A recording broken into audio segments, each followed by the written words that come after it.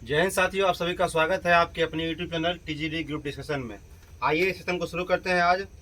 उससे पहले कल सेशन के अंत में क्वेश्चन का जवाब दिए थे, उनमें सबसे पहले जो जवाब दिए थे उन फर्स्ट 3 मेंबर जो जवाब दिए थे उनका नाम ले लेते हैं। सबसे पहले थे दिवाकर कुमार, दूसरे नंबर पर है अंकेश कुमार और तीसरे नंबर पर है पंकज कुमार जी भी कमेंट किए थे। उनका कमेंट जो है वीडियो के सपोर्ट में दिया गया था। तो चलिए, कल का जो क्वेश्चन था कि महात्मा गांधी सबसे पहले भूख हड़ताल पर किस आंदोलन में बैठे थे, तो इसका जवाब हो जाएगा अहमदाबाद मिल मजदूर जो आंदोलन हुआ था उसमें महात्मा गांधी सर्वप्रथम भूख हड़ताल पे बैठे थे। और दूसरा क्वेश्चन था सरदार वल्लभ भाई पटेल को सरदार की उपाधि किसने दिया था, तो इसका सही जवाब हो जाएगा बारदोली की महिलाओं ने। चलिए आज सेशन शुरू करते हैं। आज जो टास्क के माध्यम से दिया गया था वो ज्योग्राफी में था, एग्रीकल्चर के बारे में पढ़ना था, ठीक है, कृषि के बारे में पढ़ना था। तो बताइएगा आप लोग, एग्रीकल्चर जो है शब्द की उत्पत्ति किस भाषा से हुआ है? लैटिन भाषा से। किस भाषा से हुआ है? इसका 2 शब्द से हुआ है। एग्री जिसका अर्थ क्या होता है? मृदा, ठीक है, और कल्चर मतलब क्या होता है? कृषि, ठीक है। अब बताइएगा रबी फसल जो होता है किस महीने में बोया जाता है? अक्टूबर से नवंबर में। अक्टूबर से नवंबर में। और काटा कब जाता है? ये मार्च अप्रैल में। बताइएगा जौ, चना, मटर ये सब कैसी फसल है?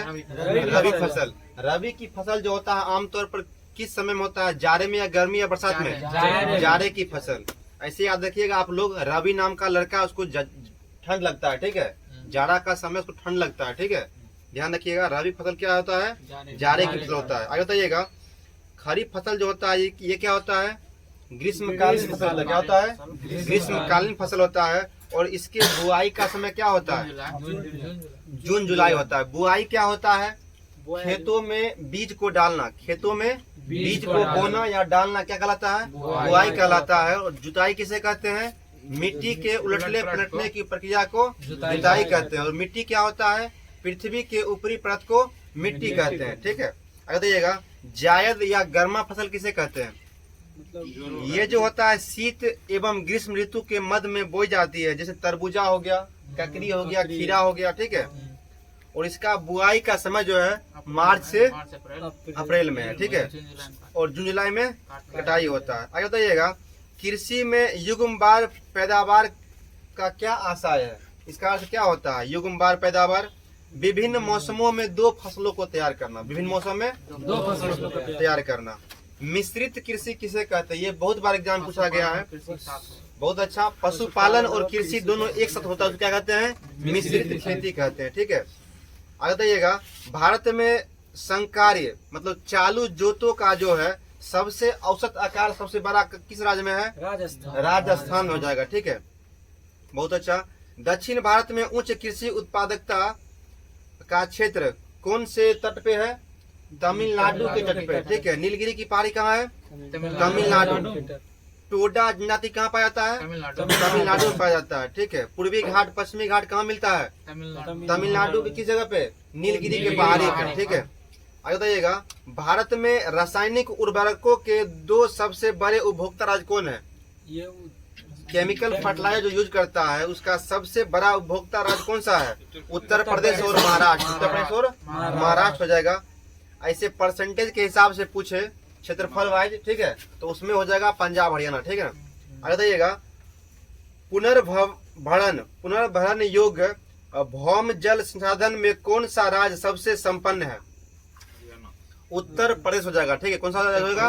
उत्तर प्रदेश। भौम जल का अर्थ होता है भूमि के अंदर जो संग्रहित जल है उसे क्या बोलते हैं? भौम जल। और जहां तक जल होता है उसे क्या बोलते हैं? भौम जल स्तर, ठीक है। क्लास 6 के एनसीईआरटी में इसका वर्णन है, आप लोग पढ़े होंगे। आगे बताइएगा भारत में अनुबंध कृषि को लागू करने वाला प्रथम राज्य कौन सा है? कॉन्ट्रैक्ट फार्मिंग जो होता है अनुबंध वाला पंजाब हरियाणा। कौन सा जगह? ऐसे शुरुआत पंजाब में हुआ था, उसके बाद हर एक राज्य में लगभग पहुंच गया था ये। आगे बताइएगा गेहूं की अच्छी कृषि के लिए कौन सी भौगोलिक दशाएं आवश्यक होता है? मध्य ताप एवं मध्य वर्षा, ठीक है। एवरेज वर्षा हो और एवरेज तापमान हो तो कौन सी कृषि अच्छी होती है? गेहूं की फसल, ठीक है। आगे बताइएगा चावल की कृषि के लिए कितने सेंटीमीटर से अधिक बारिश का आवश्यकता होता है? 100 से अधिक, 100 से 150, ठीक है। और इसमें तापमान कितना चाहिए? 25 डिग्री सेल्सियस, ठीक है। 25 डिग्री सेल्सियस। अगर देखिएगा भारत का प्रमुख खाद्यान्न फसल कौन सा है? चावल हो जाएगा। चावल और गेहूं, एक नंबर क्या हो जाएगा? चावल और दूसरा क्या हो जाएगा? गेहूं। अगर देखिएगा कल्याण सोना किस फसल का एक किस्म है? गेहूं का है। ये सब जो किस्म वाला क्वेश्चन होता है, किस्म वाला और नस्ल वाला, जंतुओं के नस्ल और फसलों के किस्म, ये दरोगा का फेवरेट क्वेश्चन होता है। ठीक है, आप लोग ध्यान से इसको याद कर लीजिएगा। चलिए आगे बताइएगा भारत में के सर्वाधिक क्षेत्रफल पर किस फसल की कृषि होती है? धान की होती है। ठीक है, धान का कटोरा भारत में किस राज्य कहते हैं? छत्तीसगढ़ को। और विश्व में कौन देश हो जाएगा? क्यूबा हो जाएगा। आगे बताइएगा चीनी कटोरा क्यूबा होता है, सही है। यूरोप हो जाएगा ऐसे वर्ल्ड में, ठीक है। यूरेशिया होता है ना, जो यूक्रेन साइड हो जाएगा, रशिया वगैरह तरफ। अगर देखिएगा भारत में चावल की खेती के अंतर्गत सर्वाधिक क्षेत्र किस राज्य में पाया जाता है? देखिए सर्वाधिक क्षेत्र पूछे तो ये हो जाएगा उत्तर प्रदेश। ठीक है, गेहूं और चावल दोनों में क्षेत्रफल वाइज। ठीक है, और परसेंटेज बाय बोले, प्रति हेक्टेयर बोले तो उसमें क्या हो जाएगा? पंजाब हरियाणा हो जाएगा। ठीक ना। आगे बताइएगा भारत के किस क्षेत्र को चावल का कटोरा कहते हैं? छत्तीसगढ़ तो हो जाएगा, लेकिन कौन सा डेल्टाई क्षेत्र होगा ये बताइए आप लोग? कृष्णा और गोदावरी नदी के डेल्टाई क्षेत्र में। ठीक है, वहाँ पे क्या पाया जाता है? जलोढ़ मिट्टी पाई जाती है। जलोढ़ मिट्टी जो होता है काफी उपजाऊ होता है। प्राचीन जलोढ़ मिट्टी क्या बोलते हैं? खादर या बांगर? पुरानी को बांगर बोलते हैं और नई जलोढ़ मिट्टी क्या बोलते हैं? खादर बोलते हैं। बहुत अच्छा। अब देखिएगा जया, पद्मा, पूसा, सुगंधा 5 यमुना, कृष्णा किस फसल की उन्नत किस्में हैं? धान की हो जाएगा। ग्रीन गोल्ड जो होता है किसकी किस्म है? चाय की। ग्रीन गोल्ड किसका है? चाय की। ठीक है, ग्रीन टी आप लोग पीते होंगे तो याद रखिएगा ग्रीन गोल्ड क्या है? चाय की किस्म है। ऐसे क्वेश्चन पूछता है कि गोल्डन राइस में कौन सा विटामिन होता है? दरोगा मेंस में क्वेश्चन पूछा हुआ है प्रीवियस ईयर में, तो विटामिन ए होगा। इसमें क्या होगा? विटामिन ए हो जाएगा। अगर बताइएगा धान की फसल में किस जीव का प्रयोग जैव उर्वरक के रूप में किया जाता है? नील हरित शैवाल। नील हरित शैवाल का उपयोग होता है जैव उर्वरकों के रूप में किया जाता है। किसान का मित्र किसे कहते हैं? केचुआ कहते हैं। केचुआ में कितने आंख होते हैं? एक भी नहीं होता। सर्वाधिक जीवन काल किसका होता है? कछुआ, टर्टल। ठीक है, दोनों में अंतर है। अगर देखिएगा मध्य प्रदेश के किस जिले को कपास की खेती के कारण सफेद सोने का क्षेत्र कहते हैं? खरगोन जिला। बहुत अच्छा ऋतिक, खरगोन जिला हो जाएगा। अगर देखिएगा भारत में किस राज्य को शक्कर का कटोरा बोलते हैं? Bowl of sugar. Uttar Pradesh. बहुत अच्छा, क्योंकि उत्तर प्रदेश में सर्वाधिक गन्ने की खेती होती है। अगर बताइएगा करनाल बंट किस फसल का जो है रोग है? गेहूं का हो जाएगा, और यह कवक के द्वारा होता है। गेहूं का वैज्ञानिक नाम क्या है? ट्रिटिकम। और धान का क्या है? Oryza sativa. ओराइजा। और मटर क्या होगा? Pisum sativum. Pisum sativum. बहुत अच्छा। हरित क्रांति का संबंध किससे था? गेहूं। खाद्यान्न उत्पादन से मुख्य रूप से इसका प्रभाव जो था गेहूं पे पड़ा था। ठीक है, भारत में हरित क्रांति के जनक कौन थे? एम.एस. स्वामीनाथन थे। बहुत अच्छा। सुनहरी या स्वर्ण क्रांति का संबंध किस फसल से है? फल एवं सब्जी एवं बागवानी उत्पादन से। ठीक है। श्वेत क्रांति का संबंध किससे है? दुग्ध उत्पादन से। किससे है? दूध उत्पादन से।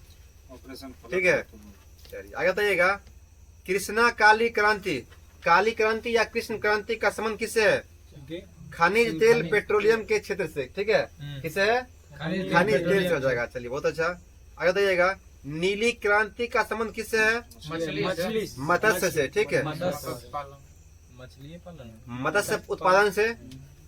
आगे बताइएगा मत्स्य में कितने गल्फर होते हैं? दो। मछली का स्वतंत्र कौन सा होता है? गल्फरा। गल्फरा उसी को इंग्लिश में क्या बोलते हैं? गिल्स बोलते हैं। 2 संख्या में 2 होता है उसमें। ठीक है, और मछली कितने कोष्ठकीय होते हैं? 2 कोष्ठकीय होते हैं। मानव कितने होते हैं? 4। स्तनधारी और पक्षी 4। स्तनधारी और पक्षी कितना होता है? 4 होता है। सरीसृप कितना हो जाएगा? 3 हो जाएगा। अब बाद में कौन सा है? मगरमच्छ और घड़ियाल। आगे बताइएगा गोल क्रांति का संबंध किससे है? आलू। शेप में भी उसका गोल है, ध्यान रखिएगा। और भूरी क्रांति का संबंध किससे है? उर्वरक से। किससे हो जाएगा? पीली क्रांति का संबंध किससे है? तिलहन दलहन दोनों हो जाएगा। आगे देखिएगा रजत क्रांति का संबंध किससे है? अंडा अंडा से है। ठीक है, अंडा का ऊपर का खोल जो होता है किससे बना होता है? कैल्शियम बना होता है। इंद्रधनुषी क्रांति का संबंध किससे है? कृषि संबंधित समग्र क्रांति, नवीन कृषि नीति के संबंध में था ये। ठीक है, समग्र विकास मतलब पूर्णतः विकास जो उसका होता है। ठीक है, आगे देखिएगा अमृत क्रांति का संबंध किससे है?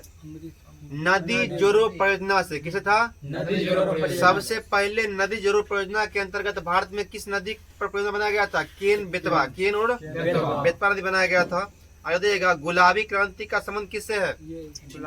प्याज से भी था और झींगा से भी। झींगा एक मछली है। ठीक है, आगे देखिएगा लाल क्रांति का संबंध किससे है? मांस से और टमाटर से। मांस से और टमाटर से। चलिए बहुत अच्छा। बाजरे की कृषि किस जलवायु में की जाती है? उष्ण एवं शुष्क। उष्ण एवं शुष्क में हो जाएगा। शुष्क भूमि के लिए सर्वाधिक उपयुक्त फसल कौन सी है? मूंग हो जाएगा। कौन सा हो जाएगा? सॉरी मूंग बोल दिया, मूंगफली होगा यहाँ पे। क्या होगा? मूंगफली हो जाएगा। आगे बताइएगा औस और बोरो किस फसल की किस्म है? ये धान का हो जाएगा। क्या हो जाएगा? धान का हो जाएगा। आगे बताइएगा कौशल किस फसल की उन्नत प्रजाति है? मूंगफली की। मूंगफली की। मूंगफली उत्पादन में सबसे अग्रणी राज्य कौन सा हो जाएगा? गुजरात हो जाएगा। ठीक है, इसका ट्रिक है नमक। नमक हो जाएगा, मूंगफली हो जाएगा और कपास हो जाएगा। ये तीनों मामले में कौन सा राज्य अग्रणी है? गुजरात हो जाएगा। चलिए आगे बताइएगा भारतीय दलहन अनुसंधान संस्थान कहाँ पे है? कानपुर। कहाँ पे है? कानपुर में है। मूंगा जो है किसका एक प्रकार है? रेशम का एक प्रकार है। ठीक है, जो विश्व में केवल किस राज्य में पाया जाता है? भारत के असम राज्य में। ठीक है, मूंगा रेशम जो है विश्व में प्रचलित है, जो कि भारत के असम राज्य में उत्पादन किया जाता है। ठीक है, इसको 2007 में जीआई टैग दिया गया था। ठीक है, जीआई का फुल फॉर्म क्या होता है? Geographical indication. ठीक है, सबसे पहले किसको मिला था? दार्जिलिंग को चाय को मिला था भारत में पहला। ठीक है, जीआई टैग। आगे बताइएगा किस फसल में नाइट्रोजन संचित करने की क्षमता सर्वाधिक होती है? दलहनी पौधा में, क्योंकि उसके जो है राइजोट में, तना में जो होता है क्या होता है? राइजोबियम नामक जीवाणु पाया जाता है। आगे बताइएगा हाँ वो क्या करता है? वायुमंडलीय नाइट्रोजन को नाइट्रेट में कन्वर्ट करता है, जो कि पौधे के लिए बहुत ही आवश्यक तत्व है। आगे बताइएगा दक्षिण भारत में चाय की खेती किस घाट पे होती है?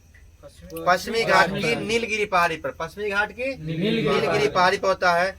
इलायची की पहाड़ी किस राज्य में है? केरल में। नाम क्या उसका? कार्डमम की पहाड़ी से। कार्डमम का मतलब ही होता है इलायची। ठीक है, इंग्लिश में कार्डमम। हाँ कार्डमम बोलते हैं उसको।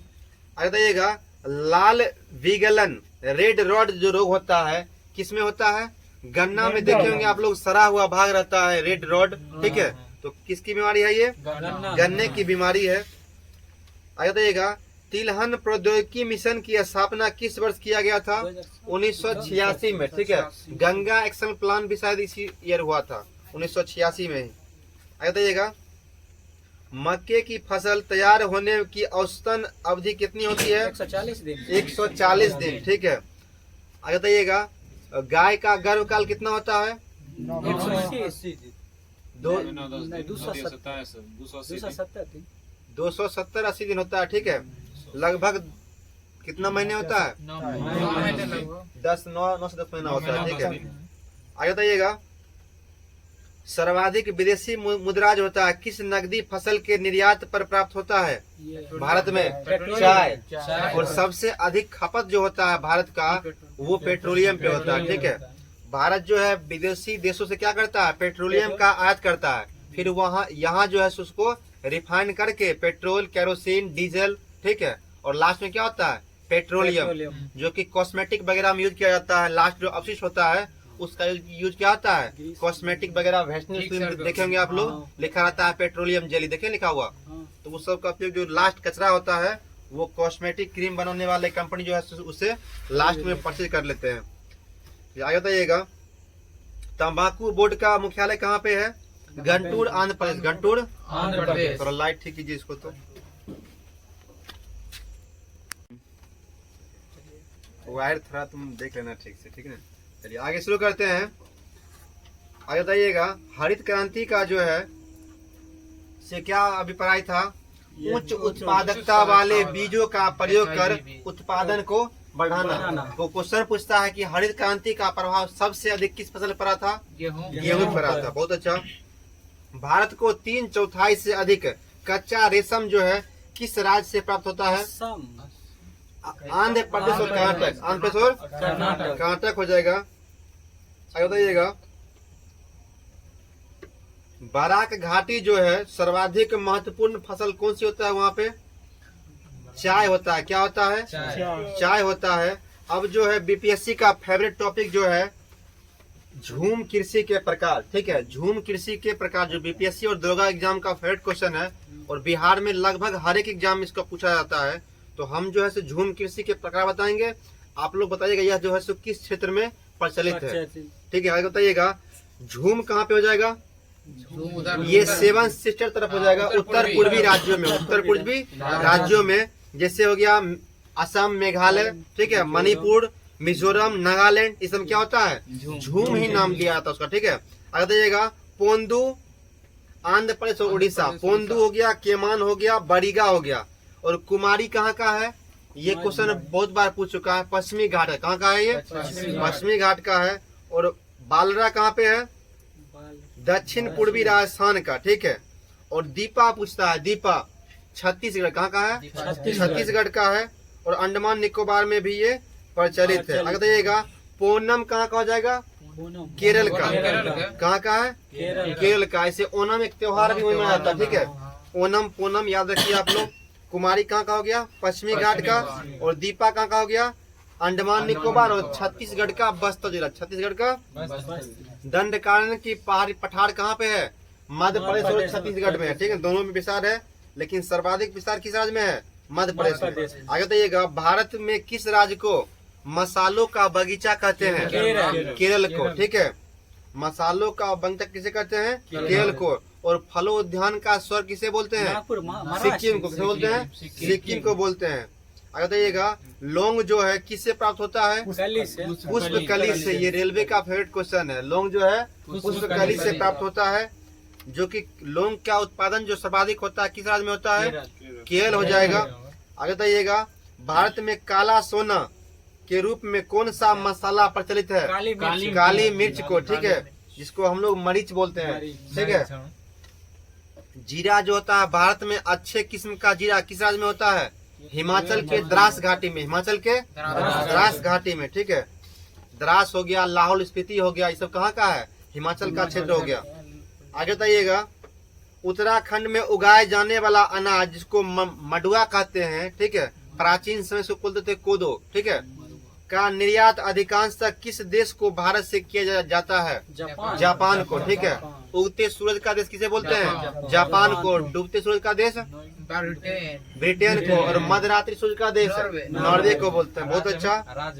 राज्य में सबसे पहले अरुणाचल में सूर्य का उदय होता है और लगभग 2 घंटे का जो है भारत के पूर्वी और पश्चिमी क्षेत्र में अंतर होता है। गुजरात के सर्किट जो स्थान है, पश्चिमी बिंदु जो है वहाँ का जो है, और अरुणाचल का पूर्वी हिस्सा जो है बलांगू है, उसमें 2 घंटे का अंतर है। आगे बताइएगा, भारत का ग्रीनविच समय से कितना घंटा आगे है? 5.5 घंटा आगे है। और यह कहाँ से गुजरता है भारत का मानक समय? इलाहाबाद के मिर्जापुर से। इलाहाबाद के मिर्जापुर के निकट नैनी से, ठीक है। चलिए बहुत अच्छा। बताइएगा, केरल राज्य विश्व में किसके लिए प्रचलित था? मसाले के लिए। पुर्तगाली जो यहाँ आया था तो यहाँ से क्या ले गया था? मसाला ही ले गया, जिसमें उसको क्या हुआ था? 27 गुना लगभग लाभ हुआ था, जाने आने का खर्च काट के, ठीक है। तो इससे क्या हुआ था? यूरोपीय लोग आकर्षित हुआ और व्यापार के लिए यहाँ पे आना प्रारंभ किया। भारत खोज किसने किया था? वास्को डी गामा ने किया था। भारत का दरअसल वो खोज नहीं किया था, भारत तक आने का रास्ता खोज किया था, ठीक है।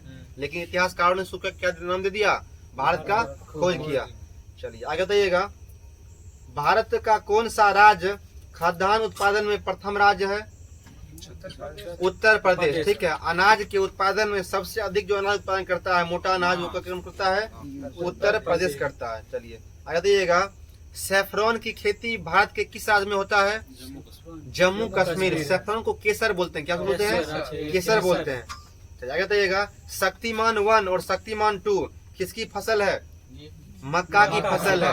आप लोग देखेंगे प्रचार में आता था मक्का बीच में डाल के ऐसे करके, और शक्तिमान का ऐड रहता था उसमें, ठीक है। तो ये किसका फसल है? ये मक्का का फसल है, ठीक है। ज्यादा मक्का खाने से किस विटामिन की कमी हो जाती है? विटामिन B1 की, ठीक है। बेरी बेरी रोग उसको हो जाता है, ठीक है ना। आगे बताइएगा, ललित जो है किस फसल का उन्नत किस्म है? गुआवा का। किसका है? अमरूद का। चलिए आगे बताइएगा, मालवीय, विकास, अमर, आजाद, बहार, पारस एवं अरहर तूर की प्रमुख किस्में हैं, ठीक है। ये सब जो था किसका किस्म था? तूर का, ठीक है। साउथ साइड में जाइएगा तो वहाँ तुअर बोलता है, तूर को, ठीक है। और इधर क्या बोलते हैं? उत्तर भारत में क्या बोलते हैं? अरहर बोलते हैं, ठीक है। उधर साउथ में ये जो है सो ज्यादा होता है तुअर का दाल, आंध्र प्रदेश साइड में। तो मालवीय, विकास, अमर, आजाद, बहार और पारस, ये सब क्या है? तूर के दाल के किस्में हैं। मुर्रा, नीली, जाफराबाद, सब किसकी नस्ल है? भैंस की, ठीक है। आगे बताइएगा, होल्स्टाइन, फ्रीजियन, जर्सी, साहिवाल, ये सब क्या है? गाय का नस्ल है। काजू की खेती जो है भारत के किस राज्य में प्रचलित है? केरल में, ठीक है। आगे बताइएगा, चाय बोर्ड का मुख्यालय कहाँ पे है?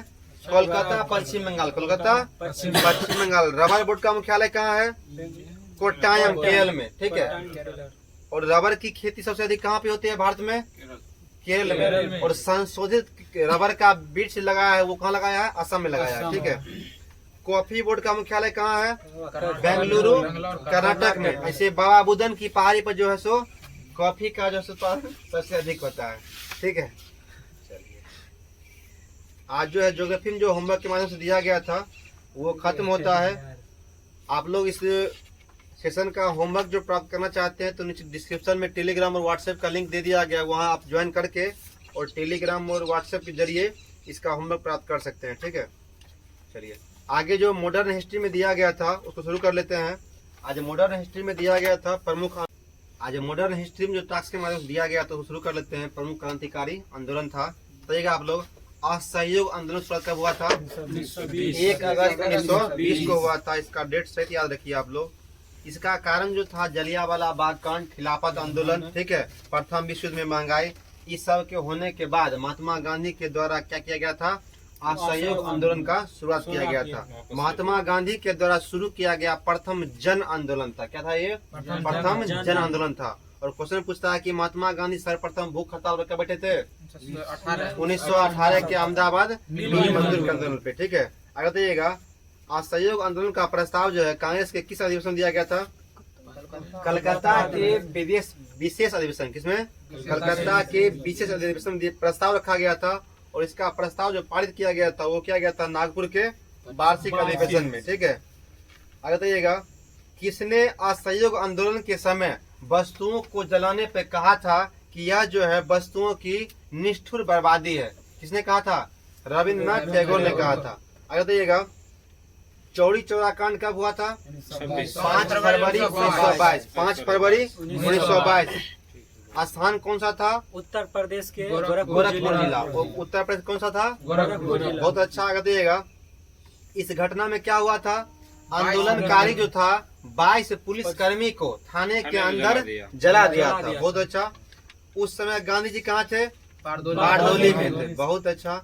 और उसी समय में असहयोग आंदोलन क्या किया गया था? वापस ले लिया गया था। वापस लेने का कारण क्या था? क्योंकि गांधी जी अहिंसा के पुजारी थे और इस घटना में क्या हुआ था? हिंसा हो गया था। इसीलिए महात्मा गांधी 12 फरवरी 1922 को असहयोग आंदोलन का प्रस्ताव वापस ले लिया गया था। इस पे किसने कहा था कि डिक्टेटर का फरमान मान लिया गया है? सुभाष चंद्र बोस ने अपनी पुस्तक इंडियन स्ट्रगल में क्या कहा गया था? कि सुभाष चंद्र बोस का बोले थे क्या? डिक्टेटर का फरमान मान लिया गया है। चलिए आगे बताइएगा, द इंडियन स्ट्रगल पुस्तक के लेखक कौन थे? सुभाष चंद्र बोस। और असहयोग आंदोलन की वापसी के बाद जो महात्मा गांधी की गिरफ्तारी हुई थी तो इनको कहाँ रखा गया था? पुणे के यरबदा जेल में, पुणे के। और इनको कितने दिन की सजा सुनाई गई थी? 6 साल की। लेकिन स्वास्थ्य कारणों के कारण इन्हें कब रिहा कर दिया गया था? 1924 में। और 1924 में रिहाई के बाद ये जो है चरखा संघ की स्थापना करते हैं। और किस कांग्रेस अधिवेशन की अध्यक्षता करेंगे? बेलगांव अधिवेशन कर्नाटक में हुआ था 1924 की अध्यक्षता करते हैं। मात्र एक बार किए थे। बताइएगा स्वराज पार्टी की स्थापना कब हुआ था? 1 जनवरी 1923 को हुआ था। और इसके स्थापना किसने किया था? मोतीलाल नेहरू और चित्तरंजन दास ने किया था। ठीक है, आगे बताइएगा अखिल भारतीय चरखा संघ की स्थापना कब हुआ था? 1924 में हुआ था। HRA की स्थापना कब हुआ था? 1924 में। किसने किया था? सचिन नाथ सन्याल ने। किसने किया था? बंदी जीवन पुस्तक के लेखक कौन थे? सचिन नाथ सन्याल। काकोरी ट्रेन डकैती कब हुआ था? 9 अगस्त 1925। 9 अगस्त 1925। इसमें कौन से ट्रेन डकैती हुआ था? Out down passenger. ठीक है, जिसको काकोरी ट्रेन बोलते थे। नौजवान सभा का स्थापना किसने किया था? भगत सिंह और छबील दास। भगत सिंह और छबील दास कब किए थे? 1926 में किए थे। HSRA Hindustan socialist Republic association की स्थापना कब हुआ था? 1928 में। कौन किए थे? चंद्रशेखर आजाद और भगत सिंह। चंद्रशेखर आजाद और भगत सिंह। यह कहाँ पे हुआ था? दिल्ली में, फिरोज शाह कोटला मैदान, दिल्ली में। वर्तमान में क्या नाम उसका है? अरुण जेटली स्टेडियम। क्या नाम उसका? देखिए HSRA जो था इसका कार्य क्या क्या था? पहला कार्य था सैंडर्स की हत्या। इसी संगठन की योजना क्या था? सैंडर्स की हत्या। कब हुआ था? 1928 में। असेंबली बम कांड कब हुआ था? 1929 में। भगत सिंह, राजगुरु और बटुकेश्वर दत्त। ठीक है, खाली बेंचों पर क्या फेंका था? बम फेंका था। और बोला था कि बाहरे को सुनाई देने के लिए धमाके की जरूरत होता है। ठीक है, पूरा धुआं धुआं कर देंगे। आगे बताइएगा लाहौर षड्यंत्र केस कब हुआ था? 1929 में हुआ था। ठीक है, इसी केस में जो है सो तीनों को फांसी पड़ा था, राजगुरु, सुखदेव और भगत सिंह को। बटुकेश्वर दत्त भी थे। आगे बताइएगा सैंडर्स की हत्या का प्रयास जो हुआ था कब हुआ था? ये 17 दिसंबर 1928 को हुआ था। ठीक है, 1927 में साइमन कमीशन गठित हुआ था। 1928 में भारत आया, जिसमें 7 क्या थे? भारतीय या अंग्रेज सदस्य थे? अंग्रेज सदस्य थे। जिसका क्या हुआ था? विद्रोह हुआ था। भारत में जम के विद्रोह हुआ। और 30 अक्टूबर 1928 को लाहौर में साइमन कमीशन क्या हुआ था? विरोध हुआ था। ठीक है, इसमें जो है सैंडर्स ने लाठी चार्ज करवा दिया। ठीक है, JP सैंडर्स ने लाठी चार्ज करवाया। उसमें कौन व्यक्ति घायल हो गए थे बुरी तरह से? लाला लाजपत राय। ठीक है, बुरी तरह से घायल हो गए। और इन्हीं में उनका क्या हो गया? मृत्यु हो गया। जिसका बदला HSRA संगठन के लोगों ने लिया। उसमें इसका बदला किसने लिया था? सरदार भगत सिंह ने लिया था। 17 दिसंबर 1928 को भगत सिंह ने सैंडर्स की हत्या कर दिया। ठीक है, तो उनका बदला पूरा हुआ। और दूसरा इसका कांड था असेंबली बम कांड। कब हुआ था ये? 8 अप्रैल 1929। क्वेश्चन पूछता है असेंबली बम कांड हुआ था, उस समय में केंद्रीय विधानसभा में कौन बिल चल रहा था? Public safety bill. Public safety bill, ये बीपीएससी में क्वेश्चन पूछा हुआ है। और दूसरा था ट्रेड डिस्ट्रीब्यूट बिल। ठीक है, ट्रेड डिस्ट्रीब्यूट बिल पे ठीक है पास होने वाला था। उसी समय में केंद्रीय विधानसभा के अध्यक्ष कौन थे? विट्ठल भाई पटेल। विट्ठल भाई पटेल। ठीक है, नरम दल का कार्य था कि चुनाव लड़के और ये विधानसभा के सदस्यों में सम्मिलित हो जाए वो। ठीक है, और गरम दल का क्या था कि युद्ध लड़के, क्रांति करके, आंदोलन करके भारत को आजादी दिला जाए। ठीक है, और नरम दल का मतलब मान्यता ये था कि हम जो है सदन में जाकर वहां जाके इसका विरोध करेंगे और उसका आवाज उठाएंगे। ठीक है, इसी पे बाल गंगाधर तिलक ने कहा था नरम दल जो है या कांग्रेस जो है भीख मांगने, याचना करने, गुहार लगाने वाली संस्था है। ठीक है, स्टेटमेंट था उनका। तो क्वेश्चन था केंद्रीय विधानसभा के अध्यक्ष कौन थे उस समय में? असेंबली बम कांड के समय में विट्ठल भाई पटेल। विट्ठल भाई पटेल। असेंबली बम कांड के समय विधानसभा के अध्यक्ष कौन थे? विट्ठल भाई पटेल। और केंद्रीय विधानसभा में कौन सा बिल पास हो रहा था? पब्लिक सेफ्टी बिल और ट्रेड डिस्ट्रीब्यूट बिल। ठीक है, आगे देखिएगा क्रांतिकारी योजना किसने बनाया था? भगत सिंह बटुकेश्वर दत्त मिलके असेंबली में 2 बम फेंके और पर्चे बांटे और इनकलाब जिंदाबाद साम्राज्यवाद का नाश हो के नारे लगाए। भगत सिंह जो पुस्तक एक लिखे थे, मैं नास्तिक क्यों हूँ, मैं नास्तिक क्यों हूँ, ये पुस्तक किन का है? भगत सिंह का। और भगत सिंह जो है इसमें जब इनका केस हुआ था तो बचाव में ये स्वयं केस लड़े थे, ठीक है ना। और बटुकेश्वर दत्त का केस कौन लड़े थे? आशा पहले। और सरकारी वकील कौन थे? राय बहादुर सूरज नारायण, राय बहादुर सूरज नारायण थे, ठीक है। भगत सिंह और बटुकेश्वर दत्त दोनों ने आत्मसमर्पण कर दिया। बम फेंकने के बाद भागे नहीं, वे समर्पण कर दिए, ठीक है। अगला कांड था लाहौर जेल अनशन। लाहौर जेल अनशन क्वेश्चन पूछता है, लाहौर जेल में किसका भूख हड़ताल के कारण मृत्यु हो गया था? जतीन दास का। इनका हुआ था? जतीन दास का हुआ था। लाहौर जेल जो था उसमें भगत सिंह, सुखदेव, राजगुरु, जतीन दास, शिव वर्मा आदि सभी लोग को जो है सो रखा गया था। प्रमुख मांग क्या था इसमें? राजनीति बंदी और अच्छी स्नान व्यवस्था, स्वच्छ कपड़े, बिना बाधा के पत्र पत्रिकाएं पुस्तक का आदान प्रदान।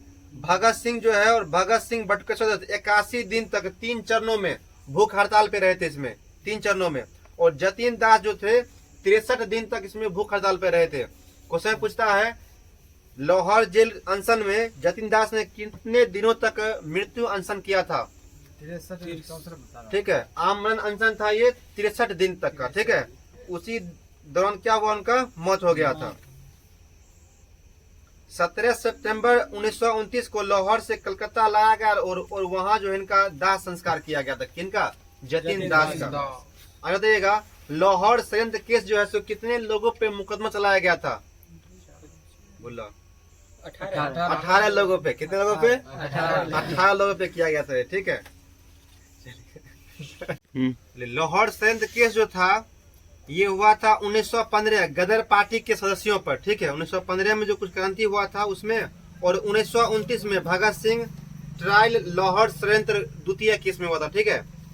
और यह केस जो हुआ था 10 जुलाई 1929 में शुरू हुआ था। सॉन्डर्स प्लस हेड कांस्टेबल की हत्या, डकैती, पीएनबी पंजाब नेशनल बैंक में लूट हुआ था, ठीक है। संगठन जो था उसका कार्य क्या था? बंदूकें, कारतूस ये सब इकट्ठा करना, धन इकट्ठा करना, धन इकट्ठा कार्यक्रम मतलब धन इकट्ठा करने क्रम में जो भी हो जाए, अंग्रेजी खजाना का लूट, सरकारी बैंकों का लूट, ये सब भी शामिल था। तो इसमें हुआ था क्या? डकैती, ठीक है, हेड कांस्टेबल की हत्या, सैंडर्स की हत्या, पंजाब नेशनल बैंक का लूट और सहारनपुर, आगरा आदि के बंदूक कारखानों का मतलब सब पकड़ा जाना, ठीक है। ये सभी में क्या किया गया था? हथियारों की लूट की गई थी। फैसला जो हुआ था उसमें क्या हुआ था? लाहौर षड्यंत्र केस में क्वेश्चन पूछता है, भगत सिंह, राजगुरु, सुखदेव को 24 मार्च 1931 को फांसी निर्धारित किया गया था। यह कौन सा केस में किया गया था? लाहौर षड्यंत्र केस। लाहौर ऑप्शन में आप लोग को देगा असेंबली बम कांड, वो नहीं मारना है, ठीक है। ऑप्शन में रहेगा असेंबली बम कांड, उसमें इनको फांसी नहीं पड़ा था। फांसी किस में पड़ा था? लाहौर षड्यंत्र केस में। लाहौर षड्यंत्र केस में उसमें क्या शामिल था? सैंडर्स कांस्टेबल की हत्या, सैंडर्स और कांस्टेबल की हत्या, पंजाब नेशनल बैंक का लूट, आगरा सहारनपुर बंदूक फैक्ट्री का लूट, ठीक है, ये सब शामिल था। और फांसी कब पड़ा था इन तीनों आदमी को? 23 मार्च 1931 को। 23 मार्च 1931 को पड़ा था, ठीक है। 23 मार्च 1931 को 12 घंटे पूर्व 23 मार्च 1931 को 7:30 पर भगत सिंह फांसी के पहले लेनिन की जीवनी पढ़ रहे थे जेल में, ठीक है। भगत सिंह जो थे लेनिन की जीवनी पढ़ रहे थे फांसी से पहले। और जब इन लोग को फांसी पड़ रहा था तो तीनों जो है आपस में गला मिले थे और बोले थे अगर अगला जन्म होगा तो तीनों एक साथ भाई बन के लौटेंगे, ठीक है।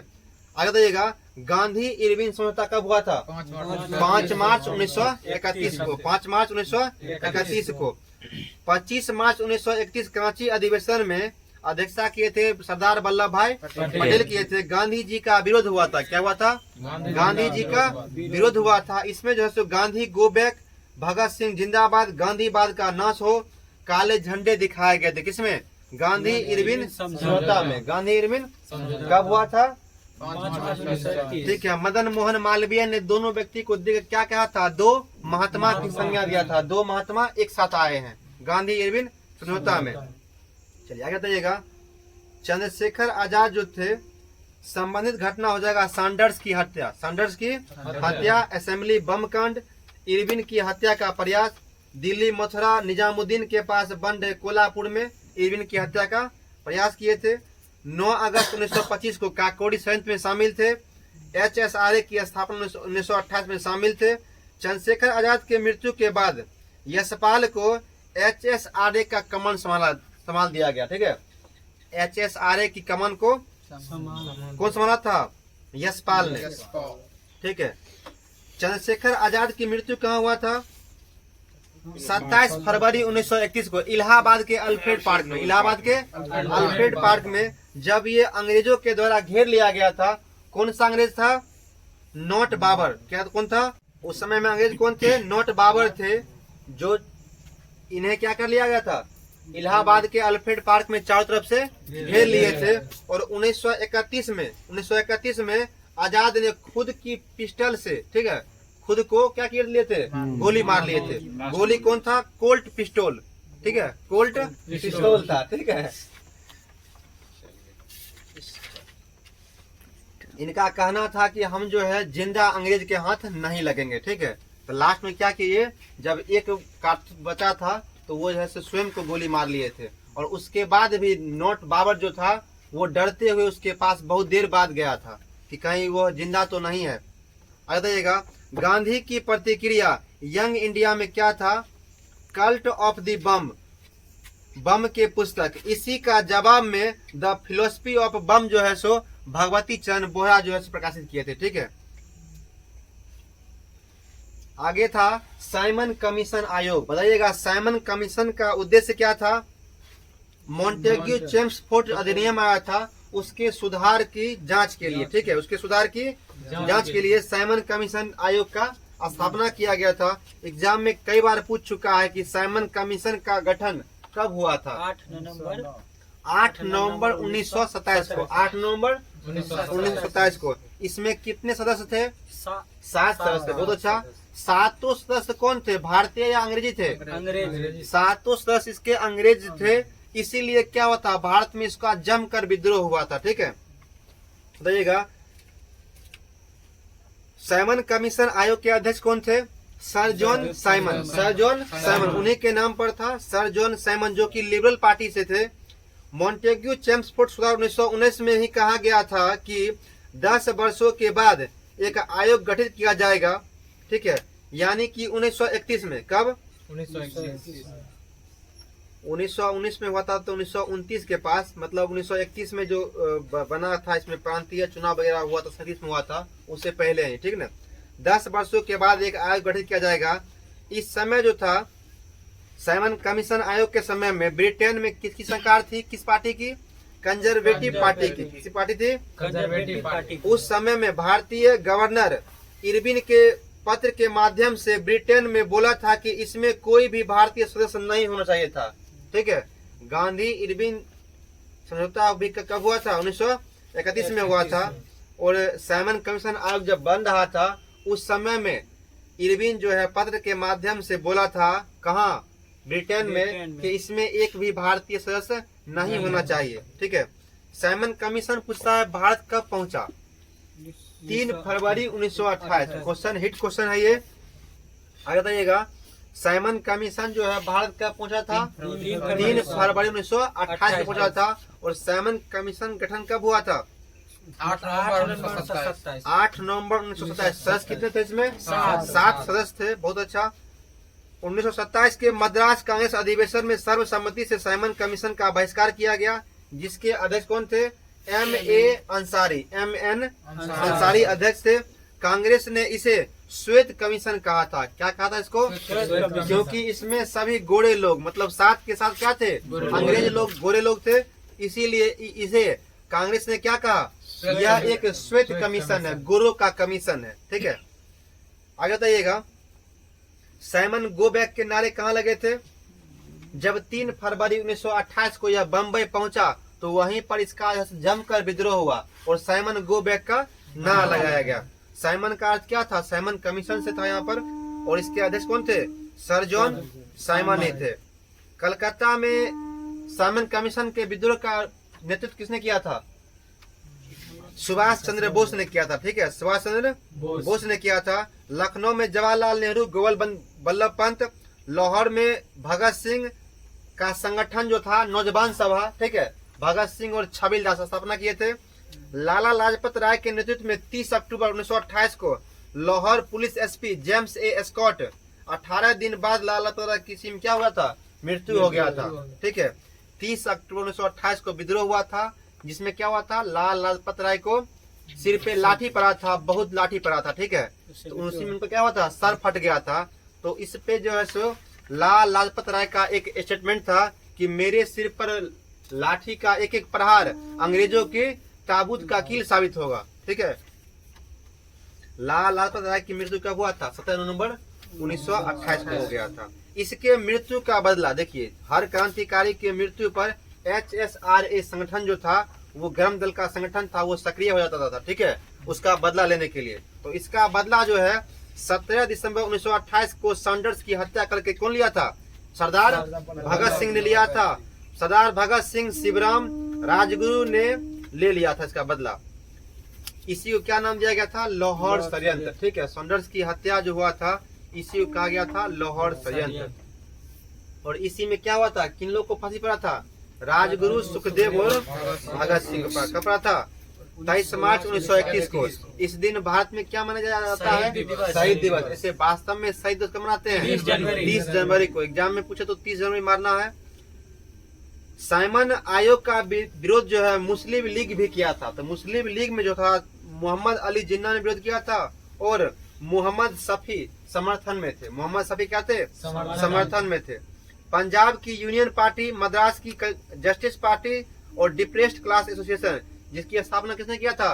सरदार नहीं, BR अम्बेडकर ने। BR अम्बेडकर ने। डिप्रेस्ड क्लास एसोसिएशन की स्थापना किसने किया था? BR अम्बेडकर ने किया था। ये सब जो था इसका विद्रोह नहीं किया था। किसका विद्रोह? साइमन आयोग का। साइमन कमीशन ने अपना रिपोर्ट कब प्रकाशित किया था? 27 मई 1930 को। एक बार फिर से रिवाइज कर लेते हैं हम लोग। बताइएगा, साइमन कमीशन जो है गठन का कब हुआ था? 8 नवंबर 1930 को। सॉरी, 1927 को हुआ था। 8 नवंबर 1927 को। यह भारत का पहुंचा 3 फरवरी 1928 को। और यह अपना रिपोर्ट का पेश किया 27 मई 1930 को। साइमन कमीशन के गठन के समय भारत के राज्य सचिव कौन थे? लॉर्ड बर्किनहेड। लॉर्ड बर्किनहेड। ठीक है, लॉर्ड बर्किनहेड थे। साइमन कमीशन में 7 सदस्य थे। कितने सदस्य थे? 7 सदस्य। जॉन साइमन इसके क्या थे? अध्यक्ष थे। ठीक है, क्लेमेंट एटली भी थे। इसमें 2 लेबर पार्टी से और 4 जो थे यह कंजर्वेटिव पार्टी से थे और 1 लिबरल पार्टी से। कौन थे? साइमन कमीशन से। चलिए, आज जो होमवर्क के माध्यम से दिया गया था मॉडर्न हिस्ट्री में, वो खत्म होता है। आगे जो पॉलिटी में दिया गया था वो था भारत के राज्यपाल। भारत के राज्यपाल। बताइएगा क्वेश्चन आप लोग, भारत का राज्यपाल जो होता है किसके प्रसाद पर्यंत कार्य करता है? राष्ट्रपति के प्रसाद पर्यंत कार्य करता है। भारत के राज्यपाल का वर्णन जो है, पद का वर्णन संविधान के किस अनुच्छेद में है? 153 में है। और इसके जो है क्वेश्चन पूछता है एग्जाम में कि किसको हटाने की प्रक्रिया संविधान में वर्णित नहीं है? राज्यपाल को हटाने का जो है वर्णन संविधान में वर्णित नहीं है। और संविधान में जो है सो राज्यपाल का पद का वर्णन है। राज्य का कार्यकारी संवैधानिक प्रमुख कौन होता है? राष्ट्रपति। और संघ का कौन हो जाएगा? राष्ट्रपति हो जाता है। ठीक है, बताइएगा विधानमंडल के सदस्य कौन कौन होते हैं?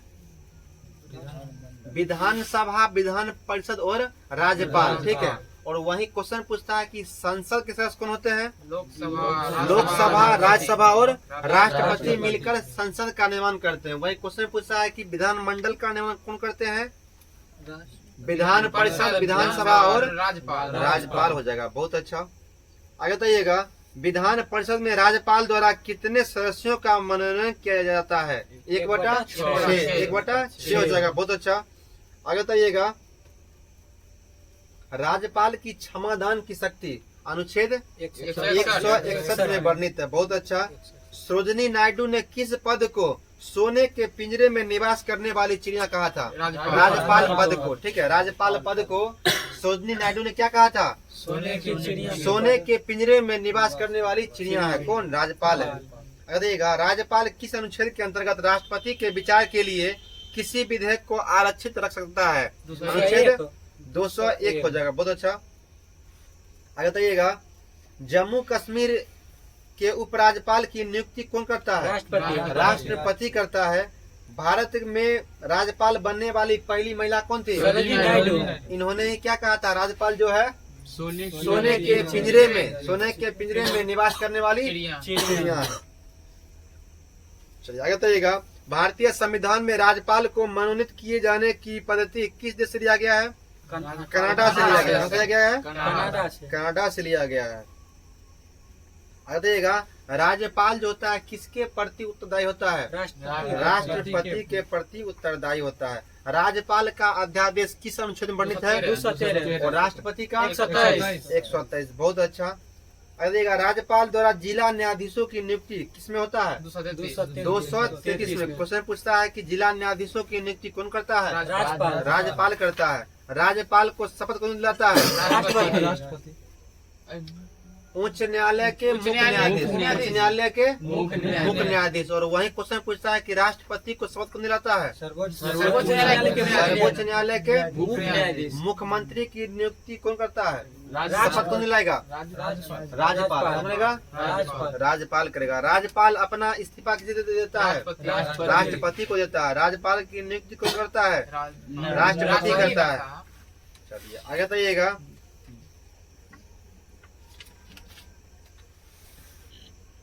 राज्यपाल की आकस्मिक परिस्थितियों में, ठीक है, आकस्मिक परिस्थितियों में राज्यपाल के कार्य का वर्णन किस अनुच्छेद में है? 160 में। 160 में। राज्य की कार्यपालिका की शक्ति का राज्यपाल में निहित होना अनुच्छेद 154। बहुत अच्छा। मंत्री परिषद द्वारा राज्यपाल को सलाह एवं सहयोग देना किस अनुच्छेद में? 163 में हो जाएगा। चलिए, होमवर्क के माध्यम से जो दिया गया था राज्यपाल के बारे में, उसमें आगे है राज्यपाल द्वारा की जाने वाली नियुक्तियां। कौन सा जगह? नियुक्तियां। बताइए किस किस को नियुक्त करता राज्यपाल करता है? डिस्ट्रिक्ट हो गया, राज्य के महाधिवक्ता, ठीक है, एडवोकेट जनरल। राज्य लोक सेवा आयोग के अध्यक्ष की नियुक्ति एवं सदस्यों की नियुक्ति, ठीक है। राज्य निर्वाचन आयोग की नियुक्ति। विश्वविद्यालय के कुलपतियों, वाइस चांसलर जो होते हैं, उसकी नियुक्ति। राज्य वित्त आयोग का गठन, ठीक है, कौन करता है? राज्यपाल करता। बताइएगा, वित्त आयोग का गठन किस अनुच्छेद में है? 280 में है। बहुत अच्छा। राज्य विधानसभाओं में अंगल भारतीय समुदाय के लिए प्रतिनिधित्व का प्रावधान भारतीय संविधान किस अनुच्छेद में है? 333 में। बहुत अच्छा। बताइएगा, बिहार के प्रथम राज्यपाल कौन थे? जयराम दास दौलत राम था। और पहले दलित मुख्यमंत्री कौन थे? भोला पासवान थे। चलिए, बिहार के पहला मुख्यमंत्री कौन थे? श्री कृष्ण सिंह। महिला राबड़ी। और महिला कौन हो जाएगा? राबड़ी देवी।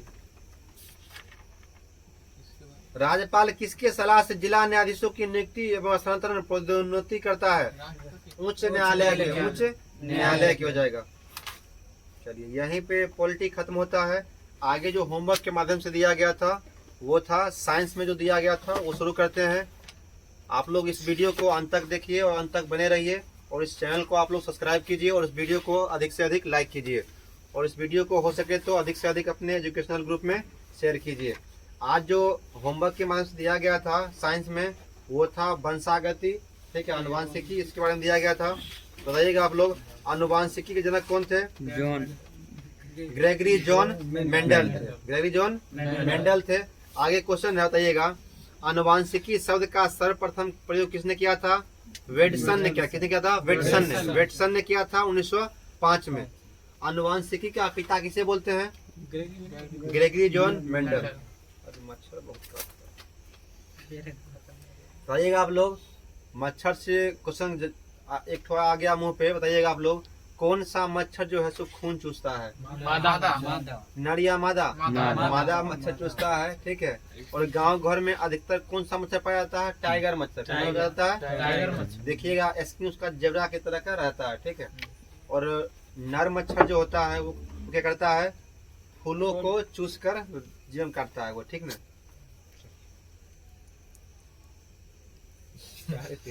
एक घंटा प्लस बैग। आगे बताइएगा, बताइएगा मेंडल जो है आनुवांशिकी का प्रयोग किस पौधे पे किया था? मटर। गार्डन मटर जो था, गार्डन पी जो था उस पे प्रयोग किया था। और इसमें कितने जोड़ी लक्षणों को खोजा था? 7 जोड़ी, ठीक है। थालाफोर रीजन हो जाएगा। 7 जोड़ी लक्षणों को खोजा था, किसने? मेंडल ने, ठीक है। आगे बताइएगा आप लोग, आनुवांशिकी का नियम जो है कितना नियम दिया था मेंडल ने? 3 नियम दिया था। पहला नियम था प्रभाविता का नियम। क्या नियम था? प्रभाविता का नियम। दूसरा नियम था विसंयोजन का नियम। और तीसरा था स्वतंत्र अपव्यूहन का नियम। स्वतंत्र अपव्यूहन का नियम फिर से सुन लीजिएगा, प्रभाविता का नियम, विसंयोजन का नियम, स्वतंत्र अपव्यूहन का नियम। मेंडल के द्वारा 3 नियम दिया गया था, किसका? आनुवांशिकी के। चलिए आगे देखिएगा, जीन शब्द का प्रथम प्रयोग किसने किया था? एक ऑस्ट्रेलिया का बॉलर था जोहानसन, ठीक है, याद रखिए आप लोग, उसके नाम पर याद रखिएगा। जोहानसन जो था सो जीन शब्द का प्रथम प्रयोग कब किया था? 1909 में किया था। मेंडल ने बाद में इसे एक नया नाम कारक दिया था, कारक, ठीक है, फैक्टर। आगे देखिएगा, फिनोटाइप क्या होता है? फिनोटाइप और जियोटाइप आप लोग को पढ़ना है, रेलवे एग्जाम में कई बार पूछा गया है। फिनोटाइप होता है किसी व्यक्ति की दिखाई देने वाली आकार की, ठीक है, समान आकार जो होता है वो सब क्या हो जाएगा? फिनोटाइप होता जाएगा। और जियोटाइप क्या होता है? किसी व्यक्ति का पूर्ण जीनीय संगठन। पूर्ण जीनीय संगठन क्या होता है? जीनोटाइप। जीनोटाइप जीनीय संगठन, फिनोटाइप उसका फेस वगैरह याद रखिए आप लोग, आकार के बारे में था, ठीक है। एलील क्या होता है? किसी के लक्षण या गुण के जीन के 2 पूरक कारक जो समघात गुणसूत्रों में एक ही स्थान पर लगे होते हैं उसे क्या कहते हैं? एलील कहते हैं। आरआरबी जे में ये क्वेश्चन पूछा गया था, ठीक है। प्रीवियस ईयर क्वेश्चन देखिएगा आप लोग, उसमें सबका जिक्र मिलता है बार बार। आगे देखिएगा, जीन उत्परिवर्तन का सिद्धांत किसने दिया था? हुगो डी ब्रिज था क्या? हुगो डी ब्रिज हो जाएगा। डीएनए का फुल फॉर्म क्या होता है? डीऑक्सीराइबोन्यूक्लिक एसिड हो जाएगा। चलिए, डाउन सिंड्रोम क्या होता है? देखिए, डाउन सिंड्रोम है प्रभावित जो होता है 21वां गुणसूत्र। क्या होता है? 21वां गुणसूत्र पाया जाता है। इसमें क्या होता है? अतिरिक्त 21 गुणसूत्र हो जाते हैं, ठीक है। और लक्षण है कम बुद्धि, चेहरे पर हाव भाव अनियमित, ये सब हो जाएगा, ठीक है ना। अगला है क्लाइफिंटर सिंड्रोम, ठीक है। इसमें लिंग पे प्रभाव पड़ता है, ठीक ना। पुरुषों के अतिरिक्त एक्स गुणसूत्र आ जाता है। इसमें क्या होता है? स्त्रियों के लक्षण वाले पुरुष, ठीक है, स्त्रियों के लक्षण वाले पुरुष हो जाएगा। किसमें आ जाएगा? जस्ट लाइक चलिए, क्लाइफिंटर सिंड्रोम में आता है स्त्रियों के लक्षण वाले पुरुष हो जाएगा। टर्न सिंड्रोम क्या होता है? इसमें भी प्रभाव क्या पड़ता है? लिंग पे ही पड़ता है। स्त्रियों में अतिरिक्त एक्स गुणसूत्र का आना, इसमें क्या होता है? बांझपन हो जाता है, स्त्री लोग जो है बच्चे को जन्म नहीं दे पाती है, ठीक है। टर्न सिंड्रोम कहते हैं इसको। चलिए, डीएनए फुल फॉर्म क्या था?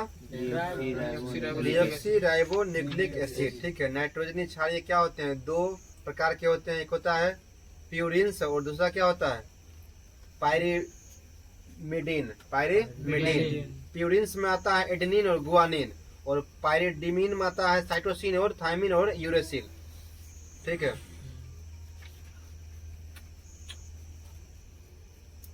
देखिए, प्रतिकूल जो होता है, प्रतिकूल डीएनए का अनुलेखन कर क्या बनाया जाता है? एमआरएनए, ठीक है। और एमआरएनए का रूपांतरित कर क्या बनाया जाता है? प्रोटीन बनाया जाता है, ठीक है। विकासवाद का सिद्धांत किसने दिया था? Charles Darwin. चार्ल्स डार्विन ने दिया था। उत्परिवर्तनवाद किसने दिया था? हुगो डी बीज ने दिया था।